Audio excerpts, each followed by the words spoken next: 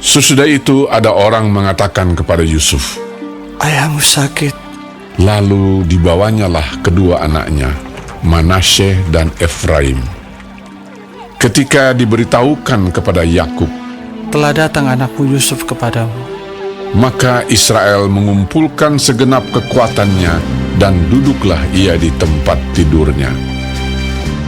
Berkatalah Yakub kepada Yusuf, Allah yang Maha Kuasa telah menampakkan diri kepadaku di Luz, di tanah Kanaan, dan memberkati aku, serta berfirman kepadaku, Akulah yang membuat engkau beranak cucu, dan aku akan membuat engkau bertambah banyak dan menjadi sekumpulan bangsa-bangsa.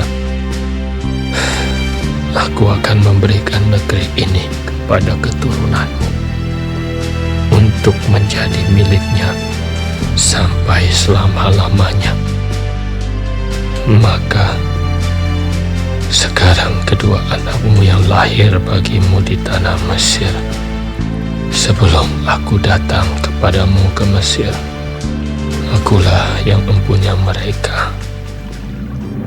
Akulah yang akan mempunyai Efraim dan Manasye, sama seperti Ruben dan Simeon. Dan keturunanmu yang kau peroleh sesudah mereka, engkaulah yang mempunyai. Tetapi dalam pembagian warisan, nama mereka akan disebutkan berdasarkan nama kedua saudaranya itu. Kalau aku pada waktu perjalananku dari Padan, aku kematian Rahel di tanah Kanaan di jalan, ketika kami tidak berapa jauh lagi dari Efrata, dan aku menguburkannya di sana, di sisi jalan ke Efrata, yaitu Betlehem. Ketika Israel melihat anak-anak Yusuf itu, bertanyalah ia, Siapakah ini? Jawab Yusuf kepada ayahnya, Inilah anak-anakku yang telah diberikan Allah kepadaku di sini. Maka kata Yakub, Dekatkanlah mereka kepadaku, supaya aku berkati mereka. Adapun mata Israel telah kabur karena tuanya, jadi ia tidak dapat lagi melihat. Kemudian Yusuf mendekatkan mereka kepada ayahnya, dan mereka dicium serta didekat oleh ayahnya. Lalu berkatalah Israel kepada Yusuf, Tidak kusangka-sangka bahwa aku akan melihat mukamu lagi. Tetapi sekarang Allah bahkan memberi aku melihat keturunanmu. Lalu Yusuf menarik mereka dari antara lutut ayahnya, dan ia sujud dengan mukanya sampai ke tanah.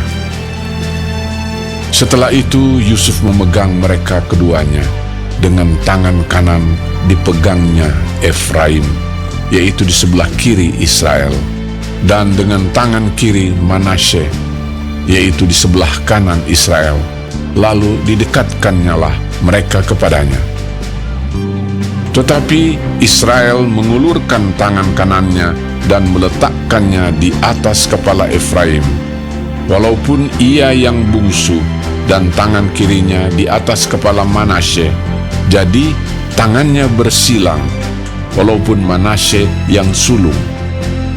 Sesudah itu diberkatinyalah Yusuf, katanya, Nenekku dan ayahku, Abraham dan Ishak, telah hidup di hadapan Allah. Allah itu sebagai Allah yang telah menjadi gembalaku selama hidupku sampai sekarang, dan sebagai malaikat yang telah melepaskan aku dari segala bahaya. Dialah kiranya yang memberkati orang-orang muda ini, sehingga namaku serta nama nenek dan bapakku, Abraham dan Ishak, termasyhur oleh karena mereka, dan sehingga mereka bertambah-tambah menjadi jumlah yang besar di bumi. Ketika Yusuf melihat bahwa ayahnya meletakkan tangan kanannya di atas kepala Efraim, hal itu dipandangnya tidak baik. Lalu dipegangnya tangan ayahnya untuk memindahkannya dari atas kepala Efraim ke atas kepala Manasye. Katanya kepada ayahnya, Janganlah demikian, ayahku, sebab inilah yang sulung. Letakkanlah tangan kananmu ke atas kepalanya. tetapi ayahnya menolak. Katanya, Aku tahu, anakku, aku tahu. Ia juga akan menjadi suatu bangsa, dan ia juga akan menjadi besar kuasanya. Walaupun begitu, adiknya akan lebih besar kuasanya daripadanya, dan keturunan adiknya itu akan menjadi sejumlah besar bangsa-bangsa. lalu diberkatinyalah mereka pada waktu itu. Katanya, Dengan menyebutkan namamu lah orang Israel akan memberkati. Demikian Allah kiranya membuat engkau seperti Efraim dan seperti Manasye. demikianlah didahulukannya Efraim daripada Manasye. Kemudian berkatalah Israel kepada Yusuf, Tak lama lagi aku akan mati,